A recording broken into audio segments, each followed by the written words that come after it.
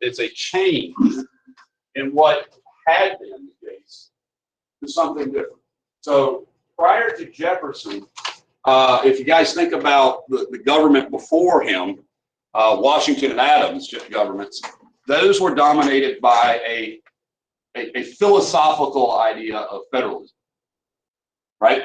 Strong federal government asserting its authority, you know, not pro-British in its policy, but certainly more willing to work with Britain, right? Traditional sort of federal view, more centralized authority. Think about Washington's response to the Whiskey Rebellion, Hamilton's attempt to bind the nation together. So when Jefferson comes along as president, there's going to be a major expectation of a radical transformation. And there are a lot of people in America today who say President Trump has radically transformed America. And I would say that's absolutely not true. You know, he may have radically transformed the office of the presidency temporarily, you know, but the truth is the Constitution still prevails. It's still very much the same as it was under President Obama, President Clinton, President Bush. You know, he may be different and certainly a different type of candidate than we've ever seen, but the institutions of America are still solid.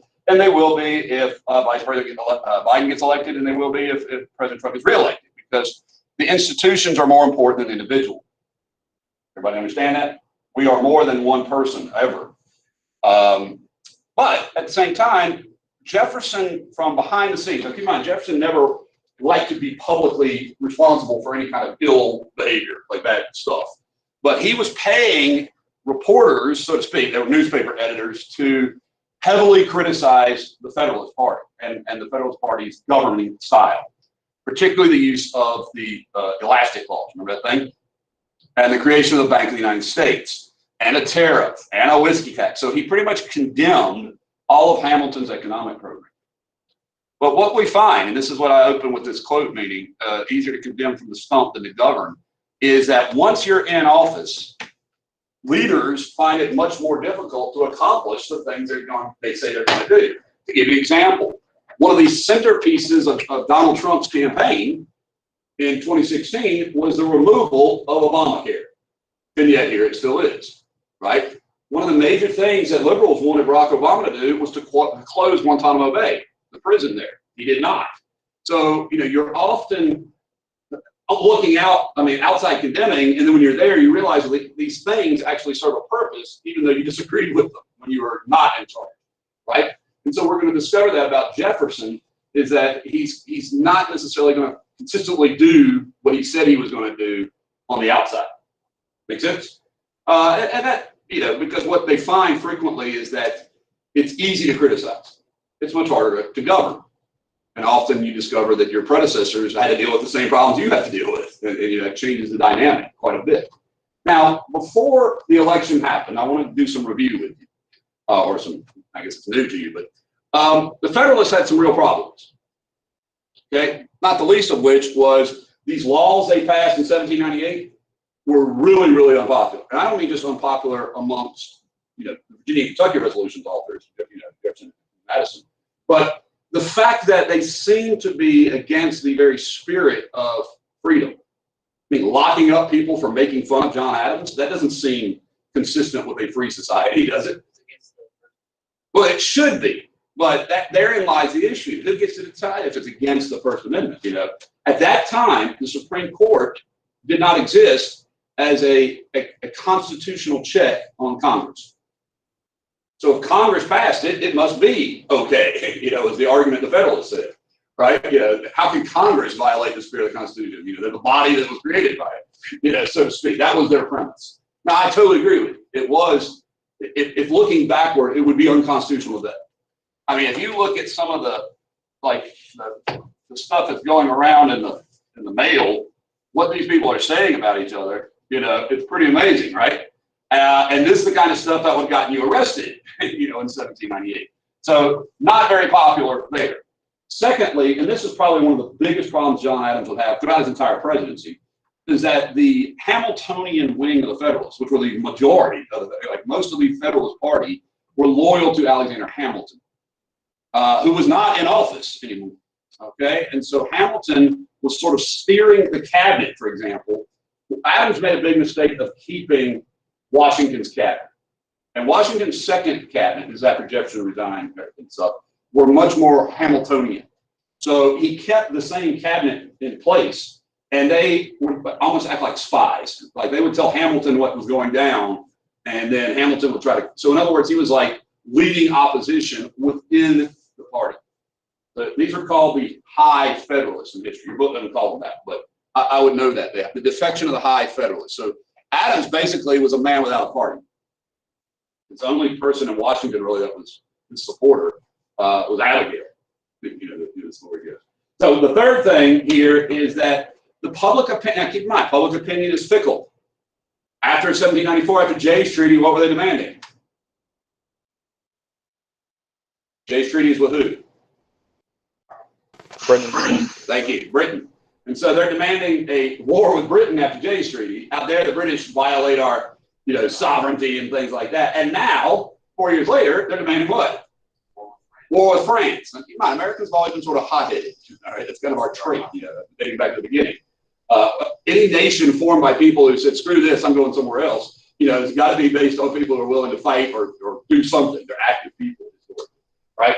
But Adams didn't do it. Keep in mind, this is on his gravestone. The guy who kept peace with France in the year 1800. All right, so he's an unpopular president, and that will mean he's the first one-term president. Okay, now the same time that he is being attacked heavily in newspapers, Hamilton supporters are heavily attacking Jefferson. Now, one of those isn't a Hamilton supporter. Here's Jefferson's problem. And if you ever want to compare Jefferson to Trump, here it is. Jefferson didn't pay one of his scandal mongers. He had a guy who worked for him named James Callender. And Callender was to dig up dirt on Adams and Hamilton. Well, Jefferson didn't pay him. So guess what Callender did? He dug up dirt on Jefferson and published it. And the most notable dirt, this thing about a widow is not accurate at all. It's just an allegation about a lady whose money was poorly invested, but not by Jefferson. Jefferson handled her trust, and the trust money went away, right? But the second one really stuck, okay? Jefferson was accused of being, the joke is, a philosophical cock, all right? That's him as a rooster. And it became sort of, this is the first time in history. Now, there was a rumor of it in France. Sally Hemings had been she was a slave, but she had been the maid, in essence, or the lady in waiting to one of Jefferson's daughters, who went to France with him after Jefferson's wife had died. Jefferson's wife, Martha, died on the same day as his mother, Monticello. It was a devastating loss. And so this young lady, Sally, served as the sort of like nurse, it's not the right word, like servant of his daughter. But Sally is a very interesting lady because Sally is Martha Jefferson's father's offspring. Does everybody hear that? So Jefferson's wife's father, Jefferson's father-in-law, had fathered an illegitimate child that many people think looked like Martha. So in other words, Martha Jefferson and Sally Hemings were half-sisters. You understand? And she was very, very light-skinned, like 1/16 African American, if that makes numeric sense, okay? But based on what I've read. So the point of it is that some creepy people say, well, or Jefferson maybe creepy, who would say he chose who to be like his successor for his wife? The lady that looked like him, who happened to be a slave, which is really awful when you think about all that dynamic. But yeah, this again is one of those other awful parts of our history where it was very common, although illegal, for white plantation owners, to father children by their slaves. And under Virginia law, what would those children be? Slaves on the status of their mother. And so this is where Callender alleges that at Monticello, Jefferson kept a harem, of these exotic mistresses, slaves, right, and fathered many children by them. Well, he didn't do that, but it does seem pretty clear that they had a relationship because he had several children by her, according to the DNA evidence that's been heavily documented at this point. Okay, many defenders of Jefferson for a long time said no, it was his nephew or it was a family member named Eston, and Eston's his son. Another guy named Jefferson. But the DNA and the timing of when the pregnancies occurred, it's like incontrovertible, or as provable as you're going to be. Very, very controversial there. Now, the good news about history being kind of updated is if you go to Monticello today, this is very much a part of the exhibit there. This is very much a part, and you were saying that you've been there recently? It was about, I think, last winter. Last winter? Yep. So yeah, so this time last year. My friend Gary is the director of educational projects at Monticello, and Gary has been very active, as has the whole state, with building up what's called Mulberry Row, which is where the slave quarters were at Monticello, and they're trying to incorporate that narrative into the entire experience. And that's good. It takes up a lot of things. I wouldn't say exactly half, but almost half. Like Sally Hemings is a big part of it. Mm-hmm. And you said that even though he had children with her and they were slaves, didn't he grant them freedom? So 2 of them escaped, okay. and they never pursued. And then the male children he freed that were left, and Sally was freed by his daughter. Not Sally, but his daughter by Sally was freed. So there is a lot of debate about what the nature of their slavery was like at Monticello. And I don't know. I can't assert that at all. But regardless, this is scandalous in 1800, right? Like the fact that Jefferson is, fathering children by a slave, and most people at the time didn't believe it, but that story never kind of went away. And research since the 1980s has discovered how accurate that story was. And again, this is what happens, the old expression, if you lay down with dogs, you're going to get fleas. Well, not paying a scandalmonger, not paying your bills, so to speak, comes back to haunt you. Now, again, Jefferson is going to be really criticized in many parts of the country, particularly New England, as an atheist. An atheist, all right? And that mattered a whole lot. It matters now, the fact that, both President and candidate Biden is a Catholic, and President Trump is a churchgoer. So I want to show you Jefferson called. They sell this in multiple different fashions. They call this the Jefferson Bible. The Jefferson Bible. It's a misnomer. It's not a Bible. It's really the Jefferson Gospels. The Gospels according to Jefferson.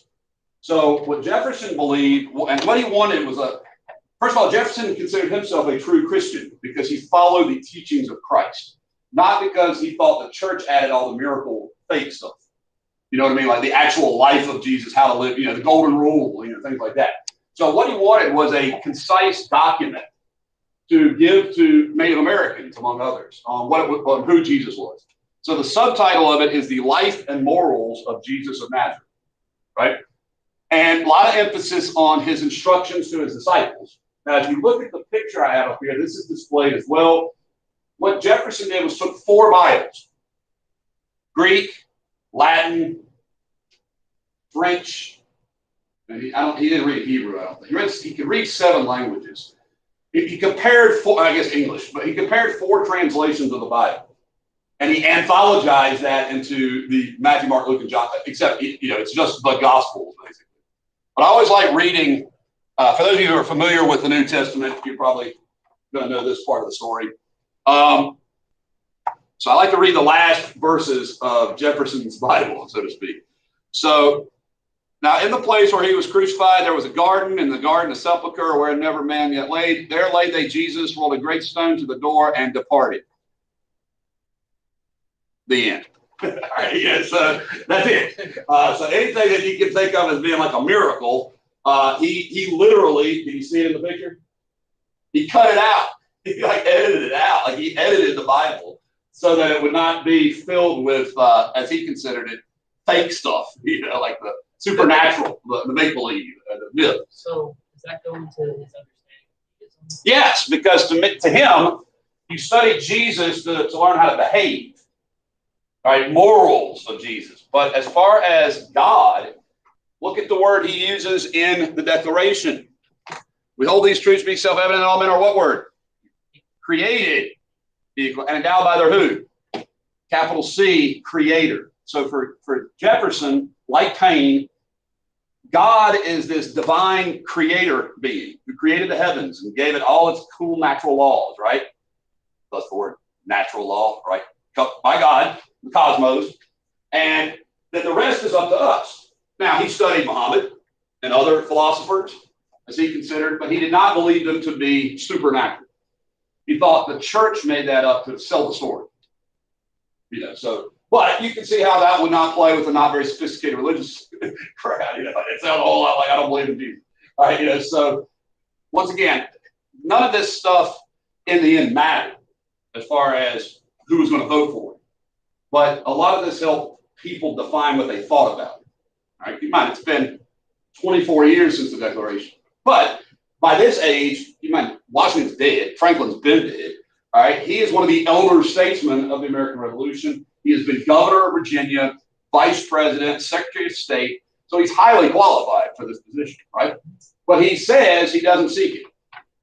You know what I mean? So what was considered really bad form, like by all the early founders, was to act in any way ambitious.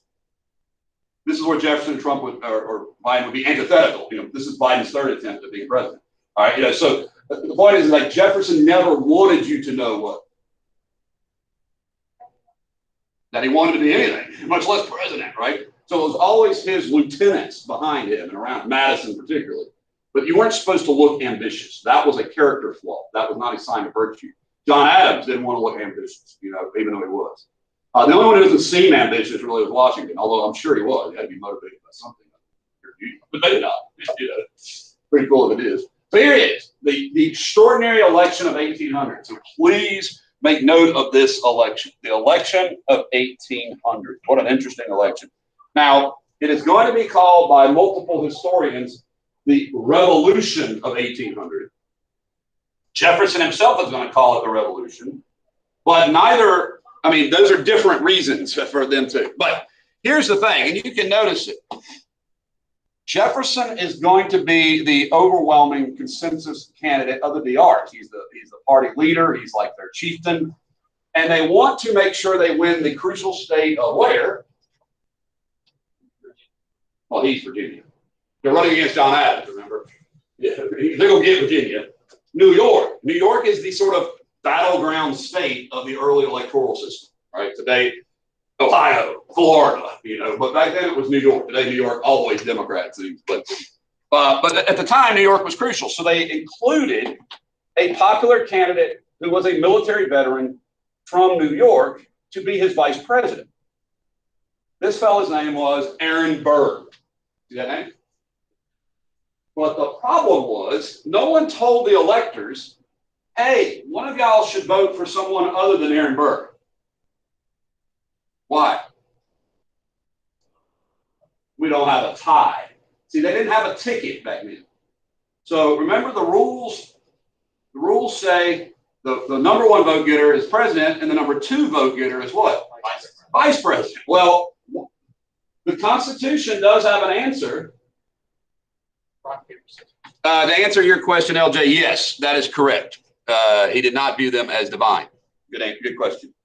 The Constitution has a solution for this problem. If no one wins a majority of the Electoral College, the House of Representatives will choose from the top two vote getters who the president is. So the House of Representatives will elect the president. You understand? All right. Well, that seems interesting. Keep in mind, imagine that no one wins the Electoral College, like this election, majority. Who would vote? A Nancy Pelosi-led House of Representatives. So even if Trump finished with 269, right, some libertarian or something got 2 electoral votes and Biden finished with 268, guess what? The House would elect. But that's how it works. So it goes to the House, right? Now, there is an easy resolution to this too, by the way. Although we're not totally sure he could have done it. We think he probably could. We being people who study it. By the way, the Federalists got the memo. Look at how the Federalists voted. See that? Federalists knew. Well, they want Adams to be president, but they don't want a problem with Pinky. Right. So they knew what to do. Nobody mentioned it to the DR. Like, hey, by the way, you're going to have a problem. So That means it's going to go to the House, but there's a problem, y'all. Who's the majority of the House? Federalists, all right? So the Federalists are going to have to choose between who and who. Two Democratic Republicans. And they're Jefferson and Burr. And keep in mind, who is the leader of the Federalists, even though he's not in office anymore? Hamilton. And this is where those personalities are going to really play a key role. Okay? So Burr could have, we think, arguably conceded it. You know, like I said, I know I was not supposed to be the president. I will not accept that office, you know, or whatever. We're not really sure how that would have played out, but it seemed like that was possible. Or he could have just told the House to do that, you know. So here's what I do. Oh, by the way, is that a fairly sectional election?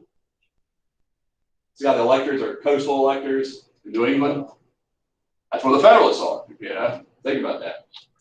All right, so it goes into the House, and this is where Hamilton pulls an interesting thing. Now, by the way, all the Federalists are not, well, not all, but a handful of Federalists aren't going to vote because they don't like either one of them. But several of the Federalists are going to have to vote in the House. Each state gets a vote based on the majority party in Congress. Okay, that's how the Constitution's set up. Each state gets one vote based on how it's set up on that. So it's like the Congress. They think the framers, what I've read about Madison, the framers, when they wrote the Electoral College, envisioned this to happen quite often. They thought the House would end up electing like a prime minister far more often than it's only happened 3 times in American history, but they thought it would happen routinely, right? So Hamilton instructs his Federalists. Now here's Hamilton's dilemma: whose belief system utterly violates this? Jefferson, right? But Burr is the individual he most despises. Burr and Hamilton, if you haven't heard the musical, you should know by now. But Burr and Hamilton are both influential New Yorkers. Remember, they're both New York. And Burr has always acted ambitious. One historian will call him America's Catiline, which is like a Roman version of the ambitious person in history. So while Jefferson is not, you know, Hamilton's ideal candidate, he hates Aaron Burr. They've had a personal feud that's been going on for a while. Keep in mind, Hamilton has basically disqualified himself from ever becoming any president because he screwed around with a lady who then her family blackmailed him. But then he had the ultimate comeback. I love this. You know the Causeway Affair? All right, yeah. So what he does is the family tries to blackmail Hamilton, and Hamilton, in typical fashion, prints the story in the newspaper. He prints the letters of them trying to blackmail money from him for having an affair with this guy's wife. The guy who's pimping his wife out. It's a terrible story. You know, so Hamilton has kind of one-upped the guy and be like, all right, I'll tell the public about it. You know, he doesn't pay him a dime. But at the same time, they're like, it's going to hurt his option. I'm not totally sure about Hamilton's possibility of being president anyway, because he wasn't born in America. But the Constitution was written after he was an American, so I've read that wouldn't have applied to him. The idea was that you have to be a U.S. citizen, born only born American. But when Hamilton became an American, we weren't a country. You understand? Like he migrated up here, so he could have been eligible, I think. That didn't apply really when you weren't a country. Nonetheless, Hamilton hates Burr, so what does he tell the Federalists? Go Jefferson, and Jefferson wins in the House of Representatives. Okay. Now that shouldn't have been very controversial because Jefferson was always the DR frontrunner, you know, their champion. But Burr is going to take this as kind of one of the last straws. Now, Burr is going to go run for governor, right, and lose because Hamilton backs an opponent. And at that point is when you're going to get to the very famous conversation at Weehawken, you know, with the duel. And we'll get to that a little bit later. All right. Huh? You want to listen to the music? I thought it was different. I didn't know. Oh, yeah, that's totally accurate. Guys, Tatalita say, I thought I was just in the musical. Guys, Lin-Manuel Miranda is brilliant. He's done more for American history than anybody in recent years. Okay, but the book that Ron Chernow wrote, I can show you, I have it at the house. Ron Chernow's book was Miranda's source material. When he wrote that musical, yes, it's a sort of hip hop modernized version of it, but it's very much based on the actual events of Hamilton's life. So it's very cool. You know, I love it. That's one of the coolest cultural phenomenons I've ever experienced. So if you can ever see Hamilton in any form or fashion, definitely check it out. It's very, very good. But anyway, yeah. So when you listen to that, and all that singing is basically from the letters of Hamilton and or, you know, the whole group. So here you see Hamilton's support. So I told you they're going to fix this. Now, I'm not going to bother telling you what the 11th Amendment does. It's like lawsuits between states have to be settled a certain way. Nobody cares. But the 12th Amendment is the addition to the Constitution that says you have a ticket. Electors will cast their vote for president and vice president on a pair, a ticket. So when you or I go vote, it says at the top, electors for, and it's like Republican electors for Donald J. Trump, I think. Yeah, you showed us. Yeah.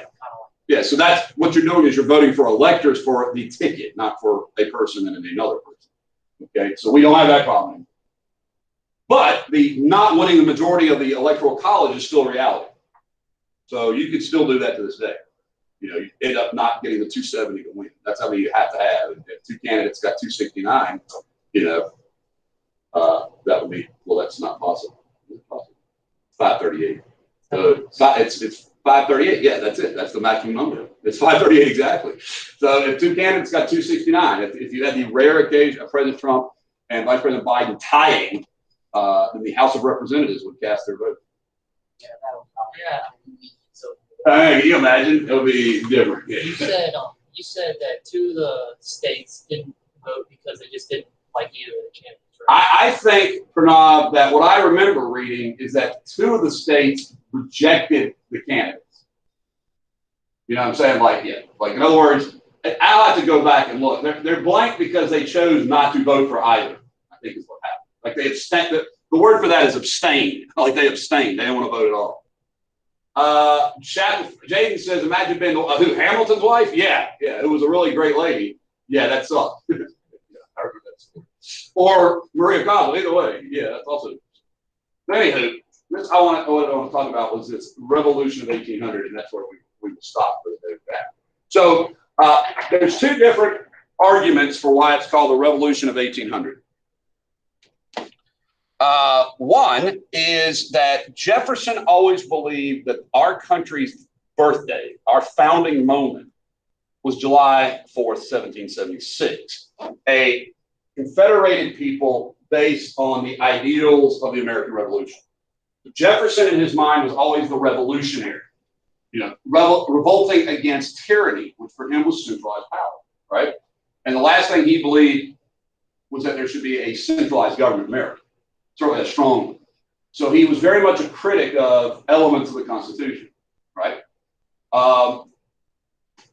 This is going to become ironic when he's the head of the strong centralized government, right? But nonetheless, he rejects the belief of what some people call the spirit of 1787, which is we tried a loose confederation and that was the wimpiest country the world had ever seen.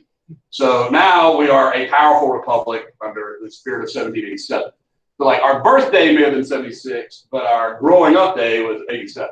Maybe that would have been the parable argument. So that's Jefferson. The revolution of 1800 is casting off the Federalists and restoring the power back to the people. That's how he viewed himself as the people's representative. Historians call it a revolution for a different reason. Because nowhere really else in history of any note have you had such a substantive transfer of power from one group to another without bloodshed. Okay, maybe the only other time in Western history is like the Glorious Revolution. And even that required like a revolution. So the joke is here that this is a revolution of ballots, not bullets. So we can change as a nation the direction of our country every 4 years if we want to. So the only reason it's considered a revolution is just because of how dramatic and sudden the change was rather than. No, the fact that one group didn't seize it from the other. You understand, historically, how power is transferred is it's taken. Yep. You know, either at a gun point or, you know, warfare. Here you have the ruling, if you want to use it, that's not what the governing group of one society literally leaving and another group theoretically coming in without anybody killing anybody. You know, so if you think about all across this county, particularly all the folks who are, you know, very, very committed to President Trump and supportive of his efforts as leader. If come November, there's a different elected president, come January, I expect they'll be loyal Americans. Now, it may not mean they like what the president does, but it certainly means their loyalty isn't to the president, it's to the nation. And that's the ideal of this. We we don't need to fight each other to govern our nation state. You understand? That's a beautiful thing. But like I said, it happens throughout our entire country's history, successfully except for one time. The one time it doesn't, we have the worst event in our history, really, in terms of mass destruction of each other, 600,000 dead Americans at each other's hands, right? So that's not a good thing. So anyway, this is a great moment in history because it shows that when Adams rides off into the darkness, Hamilton doesn't rouse up the Federalists to go fight an insurrection in the woods. It's a transfer of power, and that's pretty awesome. So that's what historians usually cite as a revolutionary act. And Jefferson, out the gate, stuns everybody. He really does. See, today I really don't like how much presidents and candidates run against each other, and like by name. It used to be the opposition or my opponent, or it wasn't personal. It was, I disagree with the policies of the Democratic Party or the Republican Party. So it was less candidate against candidate, more party against party. Well, it was, yes, we're much more candidate-centered than we've ever been in history. All right, yes, that's a very good point. But also, even when it was candidate-centered, like somebody like Reagan didn't vilify Jimmy Carter. He didn't attack Carter. He criticized Carter's policies, his government. But that's fair game to me. Going after people, their personal lives and stuff just isn't. But that's who we are as a people now. We're much more interested in that kind of stuff than we are, parties, policies. Does that really Huh? Does that really mean too much though? What means too much? Just like the personal. What it means is that politics has gotten more personal, more ugly. Because what happens is now people don't work together like these. Even Reagan worked with the most liberal Speaker of the House we've had in years, Tip O'Neill. Because when you were talking about the debate earlier, you said that you prefer the details of the policies rather than them just going at each other. I do, but most people are not policy wonks. Most people don't want to hear about details of policies. They just want to, hear why they're going to be great. And that's easy. It's easy on the ears. It's what we call populism. This is how awesome we're going to be. And either side, Bernie Sanders was promising some sort of extraordinary, unimaginably expensive undertaking, and the math never added up. Right? But like Donald Trump, I want to know what the Republican plan is for health care. If 20 million Americans aren't covered by Obamacare, which is what will happen if that goes away, Affordable Care Act is completely repealed, then what do they have any solution for that? And I don't think they do. And I'd rather than just say that. I'm like, well, if I were a Republican speaking in that conversation, I'd be like, well, the free market will deal with it. Because that's what our healthcare system is. It's privatized and capitalistic, but at least say that,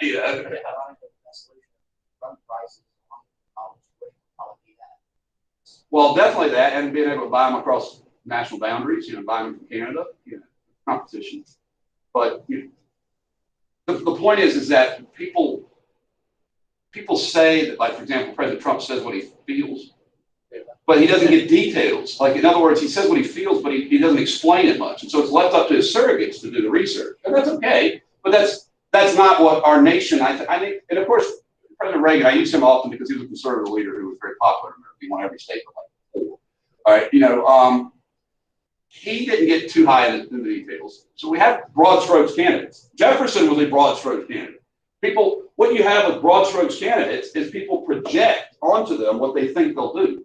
So if I'm a coal miner voting in 2016, when Trump says he'll bring back coal jobs, I believe you. And then when he doesn't, well, what happens? So the point is that we want that to happen, but it's not likely. So Jefferson was the central right. When people voted for Jefferson, what did they think he was going to do to the Federalist system? Get rid of it. Federalists thought he was going to get rid of it. And when he came in, he didn't get rid of it. So people were like, whoa, this is stunning. Like they thought he was going to get rid of it. He didn't.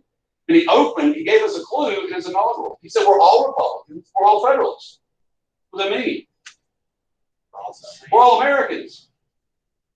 See, that's what I don't ever hear anymore very often. I don't hear candidates saying, well, we're all Democrats, we're all Republicans, because we're all Americans.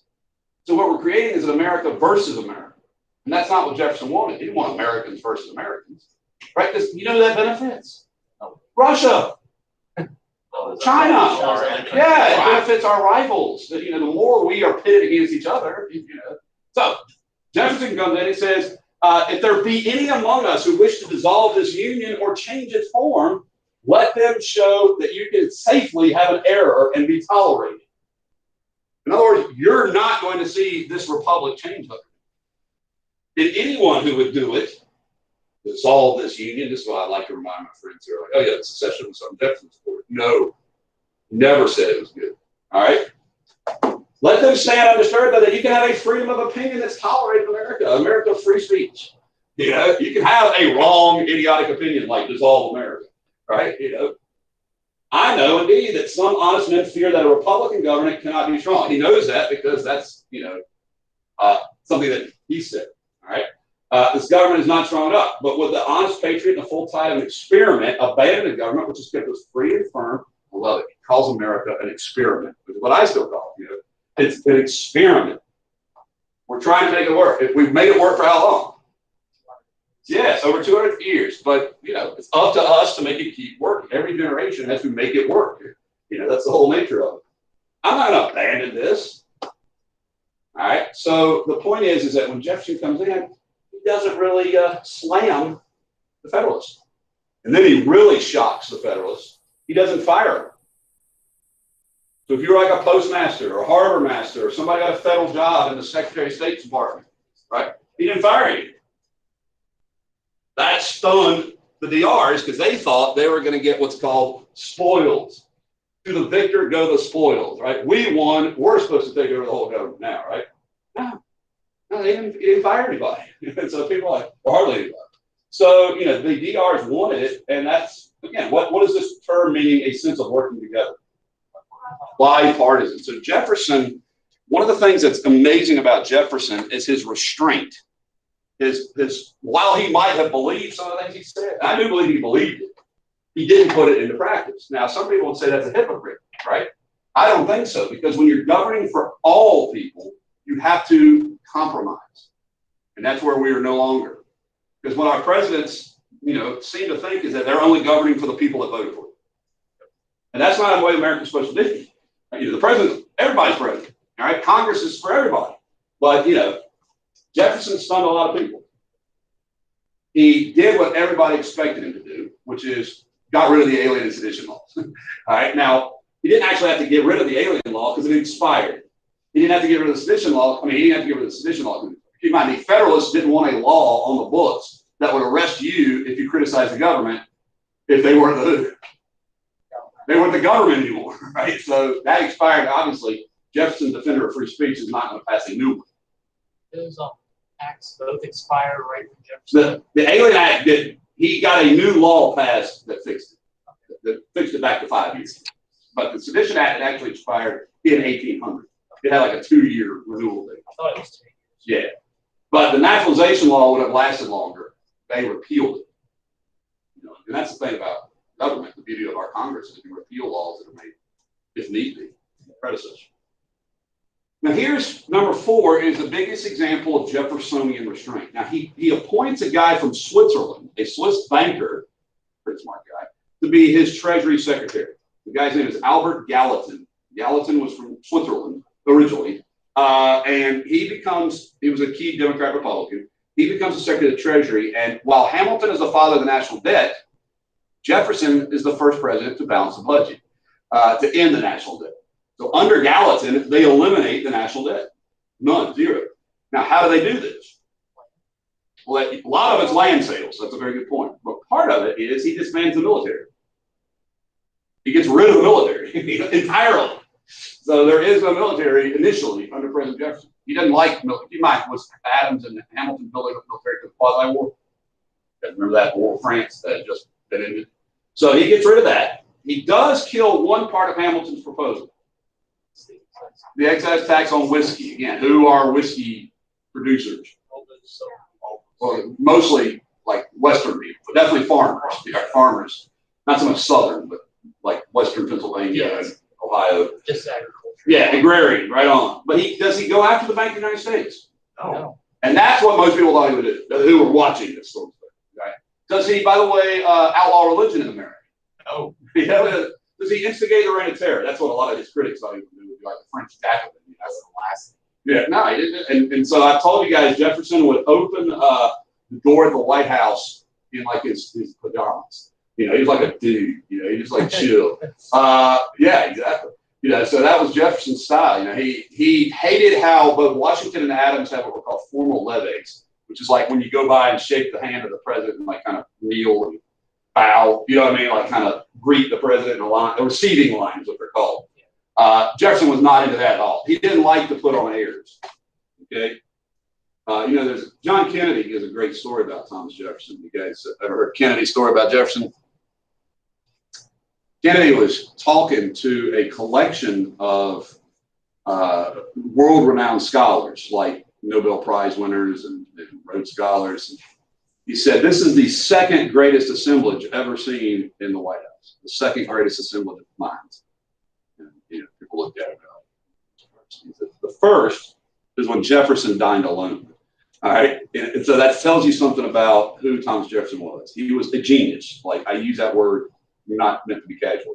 This guy was absolutely brilliant. And so what he never had been by choice was a strong executive. He didn't want to be a strong executive. He wanted to reduce power. You know, he wanted who in control?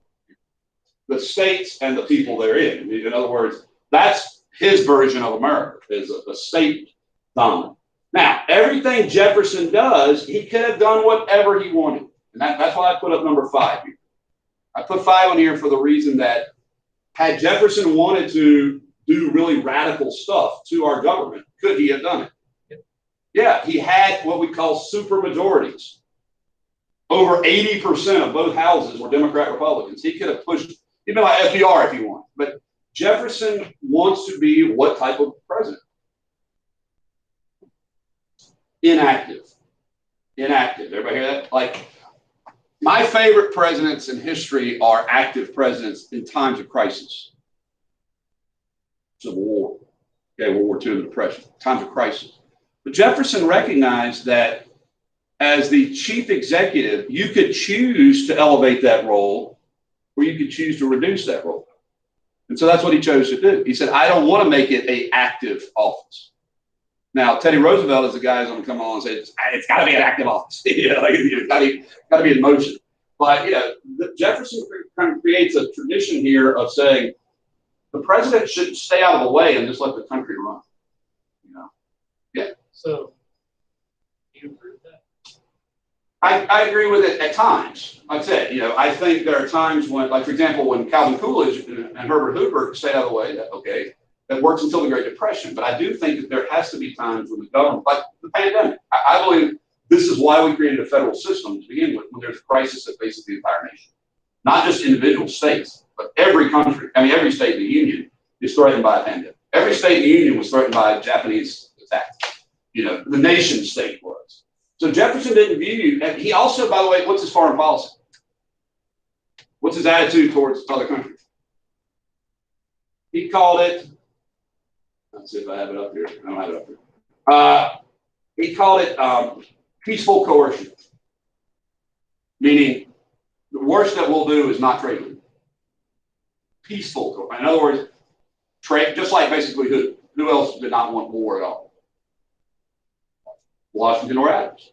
You know, Washington, Adams, and Jefferson understood that for the strength of the nation, what should we avoid? War. Now, Jefferson was a pacifist, so for him it was even further. Ironically, at one point he's going to violate that soon, but it has to do with those North African pirates. Remember those pirates that were raiding us, like nonstop? He's going to deal with that. All right. Jefferson was a pacifist as opposed to Washington, which was neutral, not pacifist. Well, Jefferson was not like a Quaker pacifist, like against his religion, but philosophically a pacifist. He didn't think warfare was an intellectual pursuit, like a reasonable pursuit. But he even goes against that with these pirates. He allows us to build a military for that purpose. Okay, so, yeah, the thing I like about Jefferson is as much as he was a philosopher, many times he governs as a pragmatic. You guys know what that means? Using practical reality as opposed to philosophical beliefs. So, you know, it's great to be committed to beliefs. It is.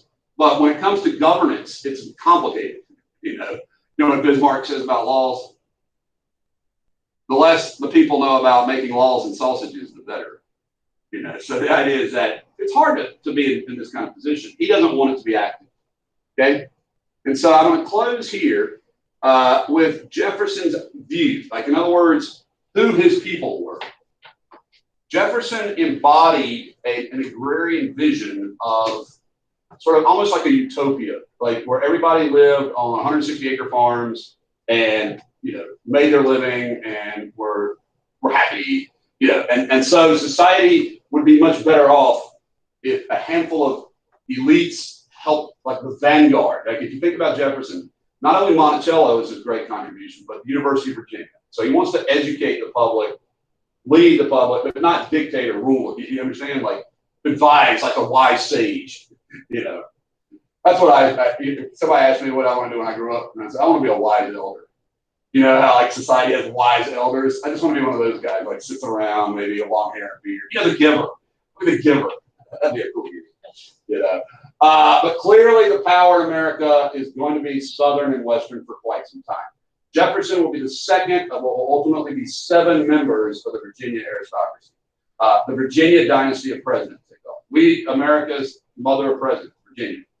We have the good ones, Ohio has the crappy ones. All right, so it's us and Ohio. But Virginia has, of the first 6 presidents, 5 of them, 4 of the first 6 are Virginians. Okay, so he continues that. Faith in the, I don't quit teaching when I have really not good students because I believe they can be better. You understand?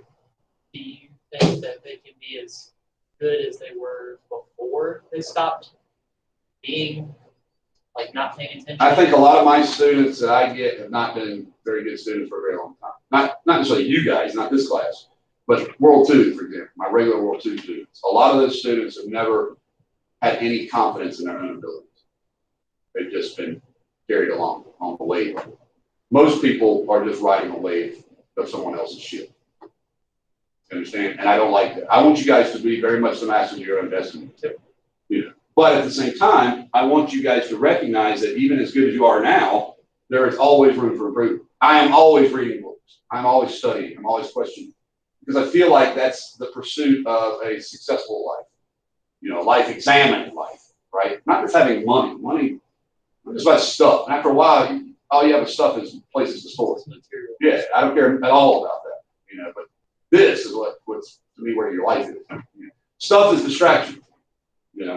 So anyway, strong local government, and then number 3, every generation. So that's you guys. I want you guys, every generation, to be a part of the lawmaking. Now, my generation is called Gen X, right? And we're the most infamous generation in history for not giving a hoot.